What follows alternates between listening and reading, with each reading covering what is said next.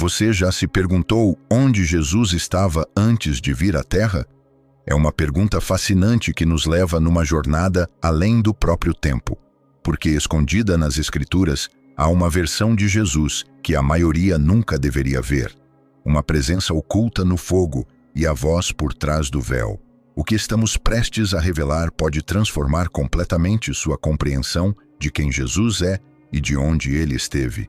E tudo começa em Jerusalém, com um homem em pé no templo, dizendo o impensável. As pedras já estavam em suas mãos. A poeira nem havia assentado da última palavra, e ainda assim, o silêncio do templo se rompeu com o que Jesus acabara de dizer. Antes que Abraão existisse, eu sou. Ele não disse, eu estava vivo. Ele não disse, eu existia. Ele disse, eu sou. Presente, absoluto. A mesma frase sussurrada a Moisés na sarça ardente. E por um instante, ninguém respirou, porque a multidão não estava confusa. Eles entenderam exatamente o que ele quis dizer. Aquilo não era metáfora. Era uma declaração de eternidade, uma afirmação de que falava com a voz do Deus do Sinai. E então as pedras se ergueram. Aquele momento em Jerusalém não foi um mal-entendido. Foi uma crise. Porque se Jesus estava certo, tudo muda. E se não estava, a acusação era blasfêmia da mais alta gravidade. Mas aqui está o que a maioria ignora. O Evangelho de João, escrito décadas depois, após a queda do templo, registra esse momento não como lenda, mas como uma memória ainda viva na mente dos que o ouviram. Um rabino que antes caminhava entre eles agora afirmava algo impossível, que existia antes de Abraão, e não apenas existia, mas falava, agia, revelava. Onde ele estava, então? Se o homem em pé no templo naquele dia já existia antes que os patriarcas andassem, antes que a lei fosse dada, antes que a primeira pedra de Jerusalém fosse colocada, o que isso significa? Onde estava Jesus antes de Belém? E por que diria isso de forma tão direta, sabendo muito bem o risco? Alguns dos primeiros crentes sussurravam que essa frase quase foi removida do registro, que ela se aproximava demais de algo proibido. Um bispo do século II chegou a alertar que essa passagem era ousada demais para ser repetida sem tremor. Mas as palavras permanecem, não num pergaminho escondido em algum cofre de mosteiro, mas bem aqui, no coração do Evangelho. O que ele quis dizer com aquilo? Estava falando de uma existência eterna junto ao Pai? Alguns pensaram que era blasfêmia, mas outros sentiram uma estranha familiaridade, como se já tivessem ouvido aquela voz antes. Será que ele já estava presente na própria história de Israel? O fogo durante a noite, o sussurro na sarça? Não um estranho, mas alguém escondido à vista de todos. Antes de seguirmos adiante, pense nisto. Se um homem entra no seu templo e pronuncia o nome que só Deus pode dizer, o que você faz? Você o silencia? Ou você escuta? Porque se ele estiver certo, estamos pisando em terra santa e aquele que pensávamos conhecer tem caminhado ao nosso lado há muito mais tempo do que imaginávamos. E aqui está a parte mais inquietante. Jesus nunca explicou essa frase. Ele a deixou ali, suspensa, esperando que alguém seguisse seu eco, que alguém como nós puxasse esse fio. Então perguntamos novamente, antes que Abraão existisse, onde? Você já tentou imaginar o que existia antes do primeiro nascer do sol, antes de a terra ter forma, antes do próprio tempo começar? As Escrituras nos dizem que antes que qualquer coisa fosse criada, já havia alguém presente. O Evangelho de João, escrito perto do fim do primeiro século, começa com palavras que ecoam pergaminhos antigos, mas vão além deles. No princípio era o Verbo. O termo que João usa é logos, uma palavra grega que significa a própria mente de Deus pronunciada em voz alta, o pensamento divino tomando forma na realidade. João pega esse conceito e o aplica a Jesus. O Logos estava com Deus e era Deus. Por meio dele, todas as coisas foram feitas. Consegue imaginar isso? A primeira luz rompendo a escuridão, as estrelas se espalhando pelos céus, os mares recuando da terra seca, e João nos diz que essa era a obra de Jesus antes de Belém. João não estava inventando algo novo. As Escrituras já sussurravam isso há séculos. Provérbios falava da sabedoria ao lado de Deus na criação, rindo com alegria enquanto o mundo era formado. Pensadores judeus em Alexandria escreviam sobre o Logos como o próprio agente de Deus, radiante como um espelho do seu poder. Mas João ousa fazer o que nenhum deles arriscou. Ele dá nome a essa presença. Não a sabedoria como uma ideia, não o Logos como um princípio. Jesus, o carpinteiro de Nazaré, o rabino que sua própria geração tocou e ouviu. Você sente o peso disso? Já não era seguro falar desses mistérios como poesia. Se o Verbo eterno havia caminhado entre eles, então a linha entre céu e terra nunca existiu da forma como imaginavam, e é aqui que a oposição se levanta. Rabinos do segundo século proibiram especulações sobre um segundo poder ao lado de Deus. Por que silenciar uma ideia inofensiva? Porque se João estava certo, as implicações abalavam tudo. Essa tentativa de enterrar a afirmação tornou-se por si só uma testemunha. Não era para você fazer essas perguntas, e ainda assim, aqui estamos. E se ele já estava lá antes da criação, onde mais poderíamos encontrá-lo à espera? As mãos que curaram leprosos eram as mesmas que desenharam rios e esculpiram vales. A voz que acalmou a tempestade era a mesma que trovejou. Haja luz. Vivemos como se isso fosse verdade. Temeríamos menos, teríamos mais esperança, se acreditássemos que a própria estrutura do cosmos nasceu por meio dele e ainda é sustentada nele. É aqui que o assombro se torna pessoal. Porque se Jesus era o Verbo, por meio do qual tudo foi feito, então nada em nossas vidas está fora do seu alcance. Mesmo agora, cada batida do coração é sustentada pelo mesmo Logos que falou galáxias à existência. E ainda assim, o mistério se aprofunda, pois se ele estava com Deus no princípio, teria permanecido apenas ao lado do céu, ou teria entrado na história antes, aparecendo de formas que não fomos feitos para perceber. Se ele era o Verbo por meio de quem tudo foi feito, então não seria estranho encontrá-lo caminhando na história de Israel muito antes de Belém. E é exatamente isso que os encontros no deserto revelam. O que você faria se a figura diante de você carregasse o nome de anjo, mas falasse com a autoridade do próprio Deus? Imagine o calor do deserto esmagando Hagar, abandonada e certa de que seu filho morreria. No silêncio, um homem aparece.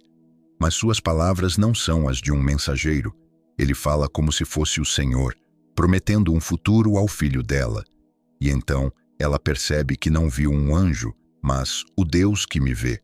Agora entre no deserto com Moisés, a areia mudando sob seus pés, enquanto ele se aproxima de uma sarça em chamas que não se consome. De dentro do fogo, a voz do anjo do Senhor o chama, ordenando que tire as sandálias. E então vem o choque. O nome revelado nas chamas não é uma mensagem, mas Eu Sou. Agora imagine Josué diante dos portões de Jericó, o ar pesado com a tensão da guerra. Um homem com a espada desembainhada está à sua frente.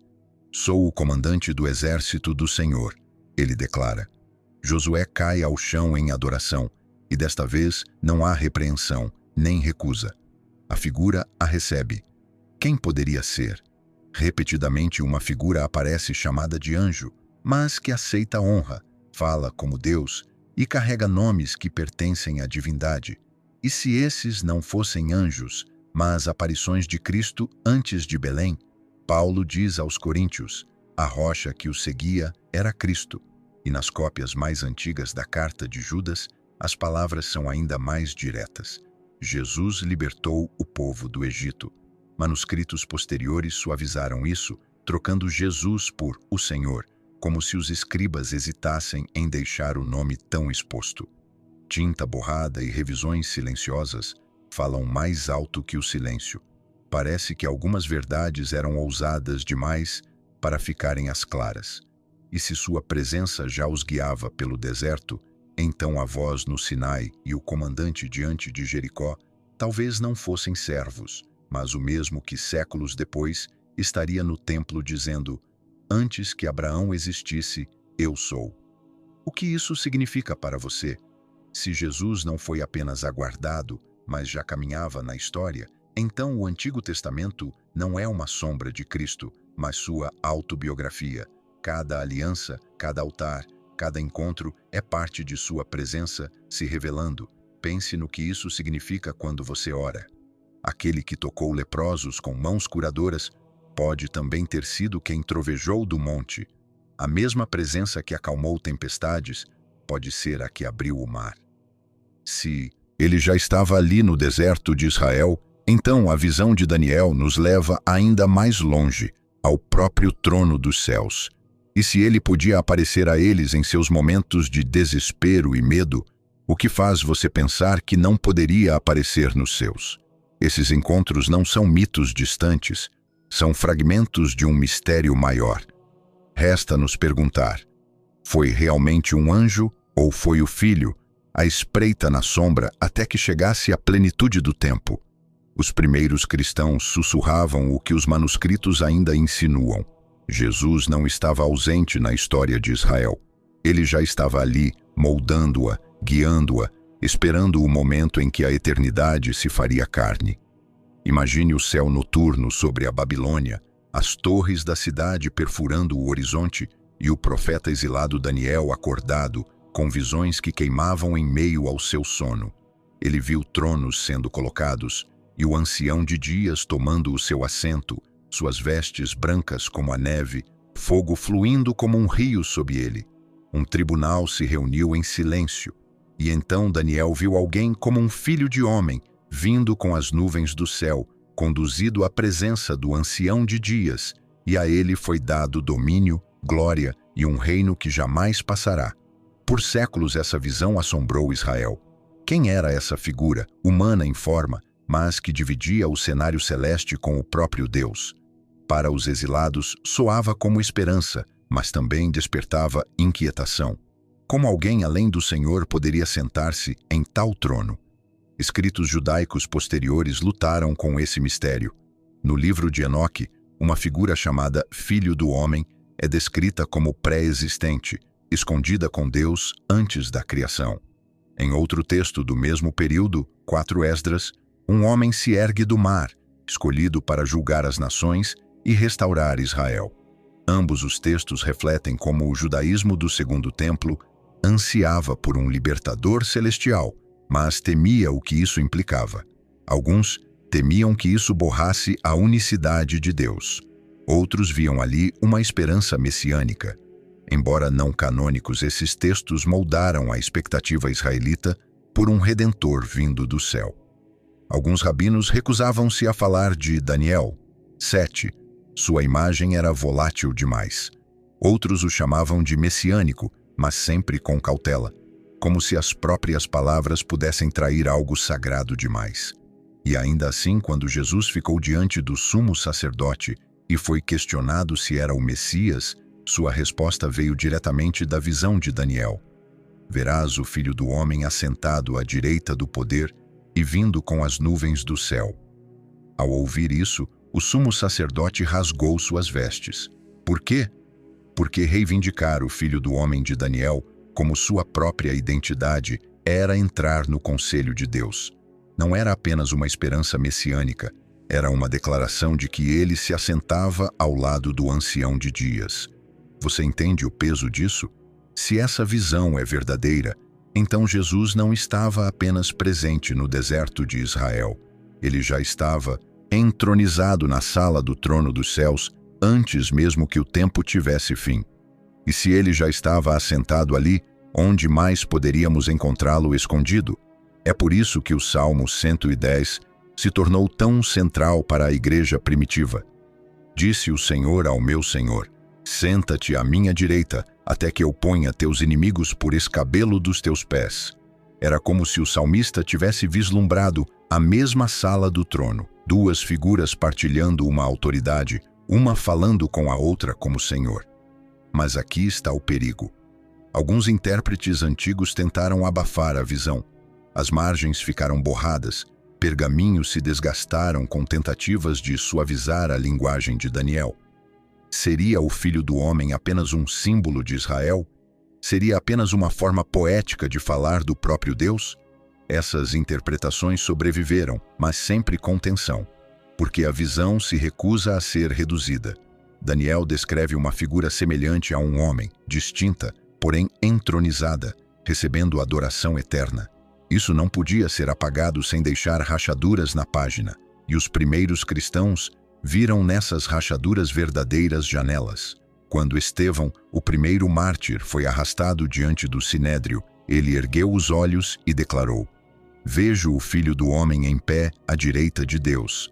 Sua visão final selou sua morte, porque ver Jesus naquele lugar era repetir em voz alta o mistério de Daniel. O que isso significa para nós? Se Jesus é o Filho do Homem entronizado ao lado do Pai, então nosso Redentor não está esperando autoridade para algum dia. Ele já reina, já compartilha o poder do céu, já está assentado onde Daniel uma vez contemplou em espanto. E se ele está entronizado ali, então sempre foi mais do que um mestre caminhando pela Galileia. Ele é aquele que segura a história em suas mãos. Como você viveria de forma diferente se acreditasse que aquele que sangrou por você já está assentado no trono da eternidade? Seus medos teriam o mesmo peso, suas dúvidas? Ou Jesus foi blasfemo, ou ele é o Filho do Homem que Daniel viu, entronizado ao lado do Ancião de Dias. Essa afirmação não permaneceria apenas em visões. Ela acenderia as batalhas mais intensas da igreja primitiva. Desde o princípio, a questão de onde Jesus estava antes de Belém dividiu a comunidade de fé. Seria ele o Verbo eterno, que sempre existiu com o Pai, ou um filho criado que teve início no tempo? Essa ruptura não foi teórica. Ela rasgou igrejas, provocou concílios e definiu o que seria chamado de heresia. Imagine o ano 318 d.C. em Alexandria. Um presbítero chamado Ário se levanta diante de sua congregação e declara que o Filho de Deus não é eterno. Ele foi criado antes de todas as eras, exaltado acima dos anjos, mas ainda assim uma criatura. Houve um tempo em que o Filho não existia, ele pregava. Suas palavras se espalharam como fogo, acolhidas por uns, condenadas por outros.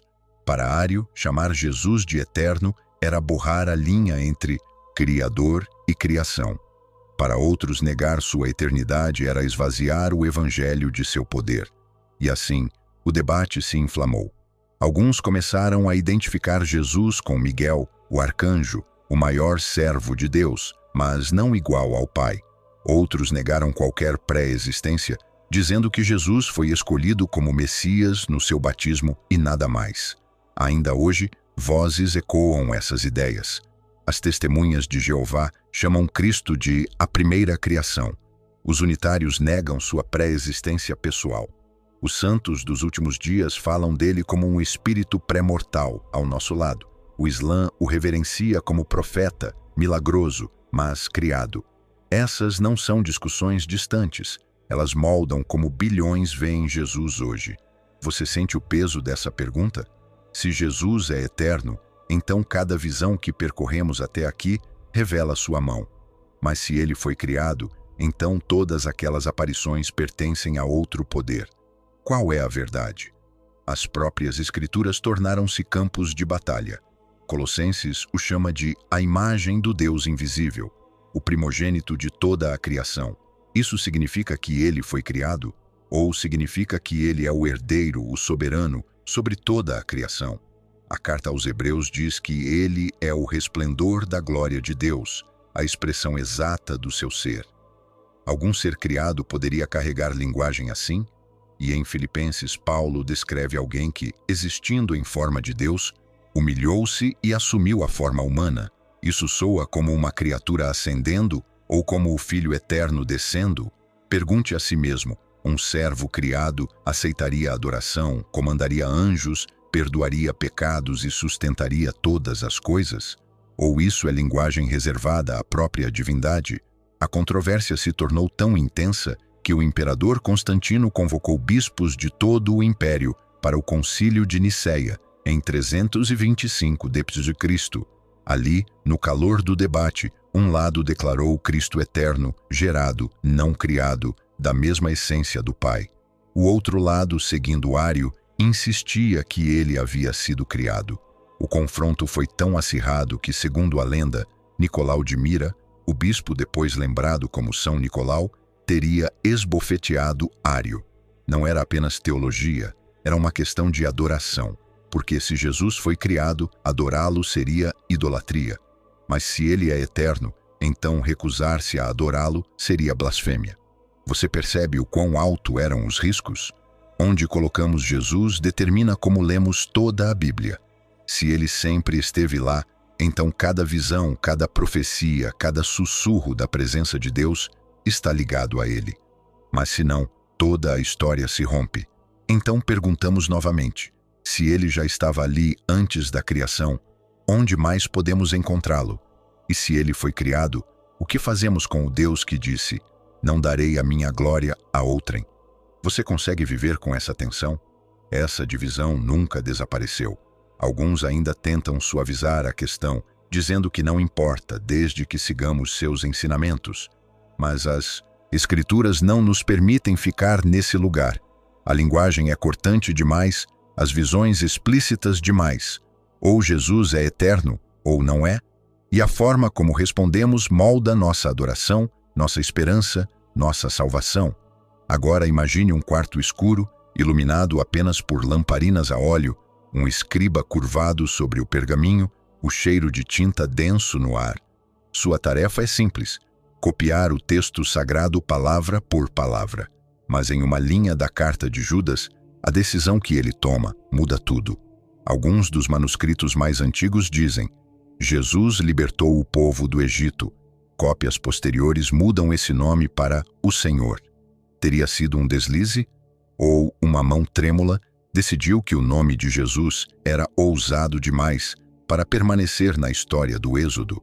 A mudança parece deliberada, como uma pedra lançada na água, espalhando ondulações pela história. E ainda assim, a evidência permanece. Naqueles fragmentos mais antigos, o nome está ali, em tinta. Se Jesus foi, de fato, quem liderou Israel para fora da escravidão, então sua presença no Antigo Testamento não é sombra, mas realidade. Por que os escribas posteriores suavizaram isso?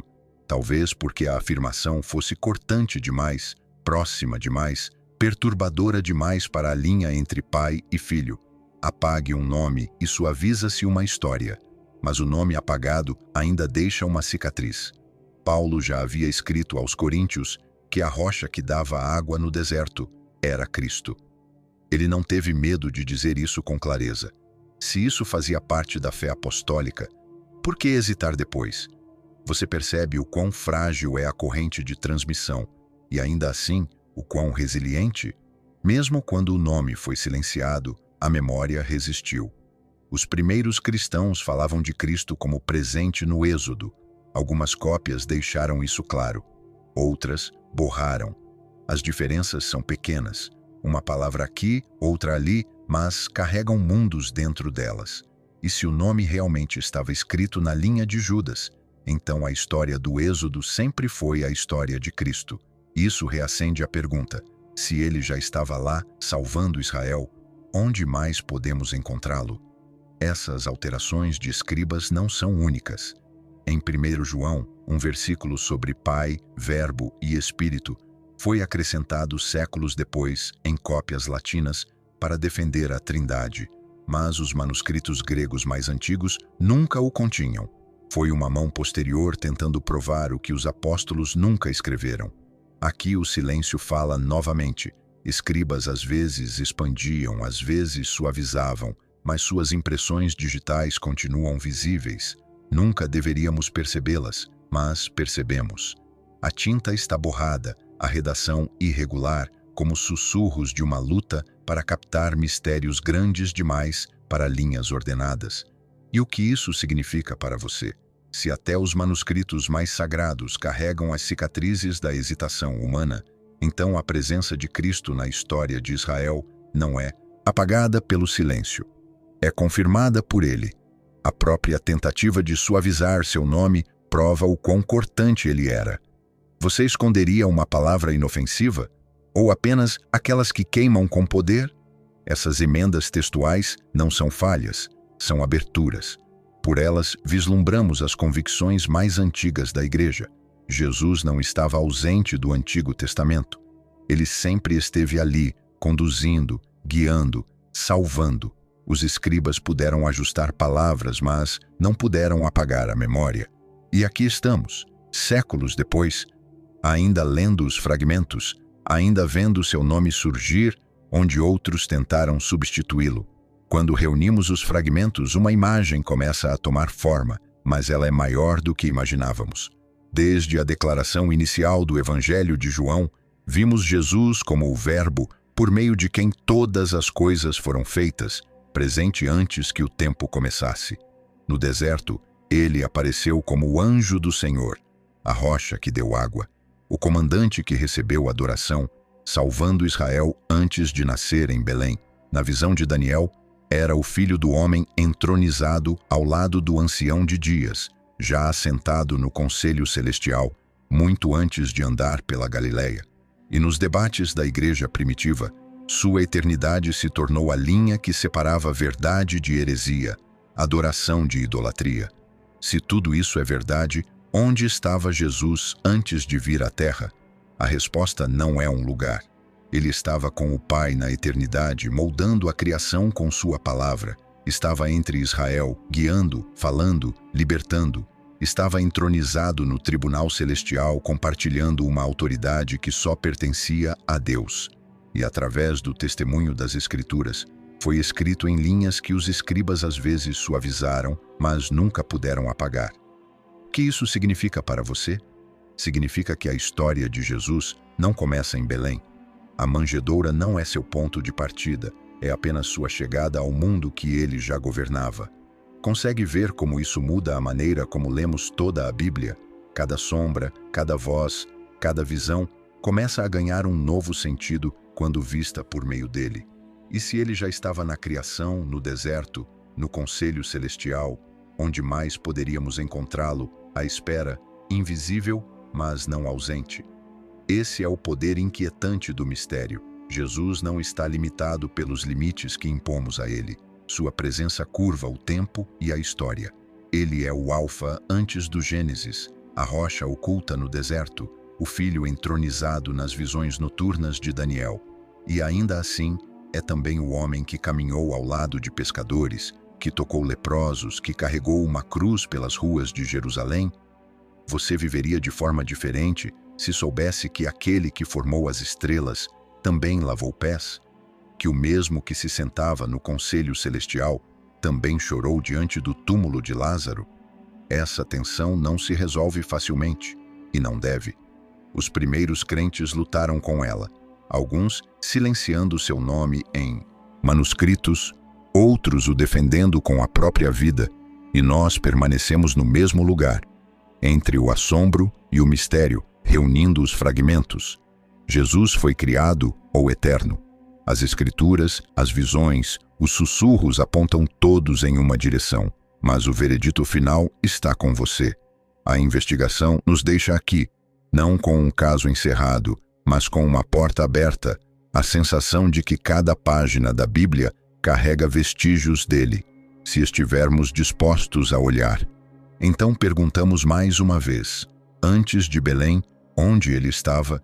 Talvez a resposta mais verdadeira não seja um local, mas uma presença, sempre ali, sempre à espera, já sustentando o mundo até o dia em que escolheu entrar nele. Se cada página carrega seu rastro, então talvez a pergunta maior não seja apenas onde ele estava, mas se iremos reconhecê-lo agora. Aquele que era antes de Abraão, que caminhou no deserto e reinou no conselho celestial, é o mesmo que ainda hoje está ao seu lado. Ele sempre foi. E ele está aqui. O mistério é vasto, mas o convite é simples: adorá-lo como aquele que era, que é e que há de vir. Se esta jornada despertou algo em você, não deixe que isso se perca no ruído. Há mais sussurros escondidos nas páginas das Escrituras, esperando para serem descobertos.